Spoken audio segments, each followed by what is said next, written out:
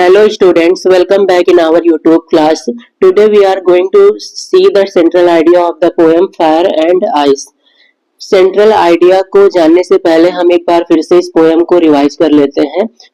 Fire and ice का जो meaning है शॉर्ट में एक बार समझ लेते हैं और फिर हम सेंट्रल आइडिया को देखेंगे। यह पोएम एक बहुत ही अच्छी पोएम है जिसे रॉबर्ट फ्रॉस्ट ने लिखा है। इस पोएम के माध्यम से रॉबर्ट फ्रॉस्ट हमें हमारे अंदर की लालसा और हेट को समझाने की कोशिश की है कि इससे आगे कितना बड़ा युद्ध होने की संभावनाएं हो सकती हैं। तो सबसे पहली लाइन में वो कहते हैं, सम से the world will and in fire. कुछ लोग कहते हैं कि संसार का अंत अग्नि से होगा। सम से इन आइस, और कुछ लोगों का मानना है कि संसार का अंत आइस से होगा। From what I have tested of desire.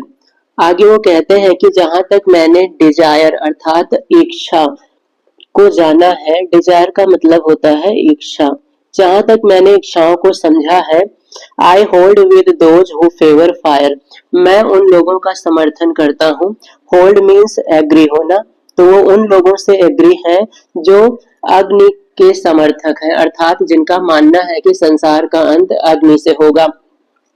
यहाँ पर अग्नि का तात्पर्य है हमारी इच्छाओं से होगा। हमारी इच्छाओं से कहने का तात्पर्य यह है कि हमारी इच्छाएं दिन प्रतिदिन बहुत ज्यादा बढ़ती जा रही हैं और इन इच्छाओं को सेटिस्फाई करने के लिए हम नेचर को हार्म कर रहे हैं बहुत ज्यादा। तो नेचर को अगर हम ऐसे ही हार्म करते रहेंगे तो एक दिन नेचर एंड की कगार पर आ जाएगा और फिर हमें कोई भी बचा नहीं पाएगा। तो पहले स्टैंजा में रॉबर्ट फ्रॉस्ट ने हमें अग्नि अर्थात अग्नि के माध्यम से हमारे अंदर की जो अनलिमिटेड इच्छाएं हैं उनके द्वारा होने वाले नुकसान को बताया है। अगले स्टैंजा की बात करते हैं। अगला स्टैंजा है, but if it had to perish twice. अगर इस संसार का अंत दूसरी बार हो, पहली बार उन्होंने कहा कि यदि संसार का अंत होता है तो उन्होंने पहली वजह अग्नि अर्थात हमारी इच्छाओं को माना है, हमारी लालसा को माना है। बट अब वो कहते हैं कि यदि इस संसार का अंत दूसरी बार होता है, I think I know enough of it. वह कहते हैं कि मैं हेट अर्थात घृणा को भी बहुत अच्छे से जानता हूँ।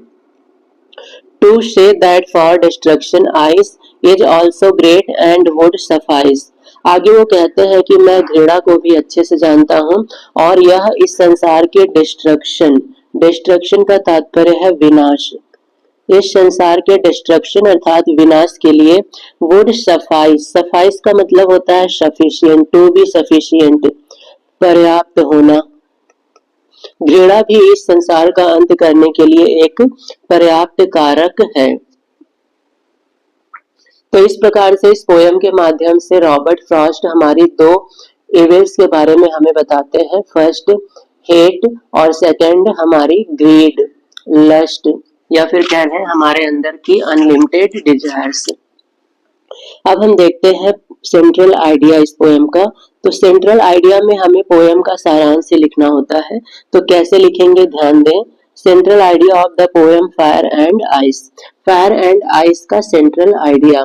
सेंट्रल आइडिया में सबसे पहले हमें पोएम का नाम और उसके पोएट का नाम लिखना पड़ता है। तो सबसे पहली लाइन है, the wonderful poem fire and ice is composed by Robert Frost. यह वंडरफुल पोएम रॉबर्ट फ्रॉस्ट के द्वारा लिखी गई है। In this poem, the poet predicts about the end of the world। इस पोएम के माध्यम से कवि इस संसार के अंत की संभावनाओं पर विचार करते हैं। वह बताते हैं कि संसार का अंत किस प्रकार से हो सकता है। Some people say that the world will end in fire, while others say that it will end in ice। कुछ लोग कहते हैं कि इसका अंत फायर से होगा और कुछ लोगों का मानना है कि इसका अंत आइस से होगा। According to the poet, fire stand for desire, greed, avarice और lust। पोएट के अनुसार यहाँ पर अग्नि का तात्पर्य है हमारी इच्छाएं, डिजायर का तात्पर्य है इच्छा, ग्रीड मीन्स लालच, एवराइस लालच, लस्ट मीन्स हमारी अतृप्त होने वाली लालच। तो इस प्रकार से इच्छाएं, लालच, हमारे अंदर की बुराइयां, इन सब के लिए उन्होंने अग्नि का प्रयोग किया है। And ice stands for hate, और बर्फ को उन्होंने यूज किया है घृणा को बताने के लिए। तो उन्होंने अग्नि के माध्यम से हमारे अंदर की इच्छा, लालच, हमारे अंदर की कुछ बुराइयों को प्रदर्शित किया है, और आइस के माध्यम से हमारे अंदर की जो हेट की भावना है उससे प्रदर्शित किया है। The more we try to satisfy our desire the more it grow.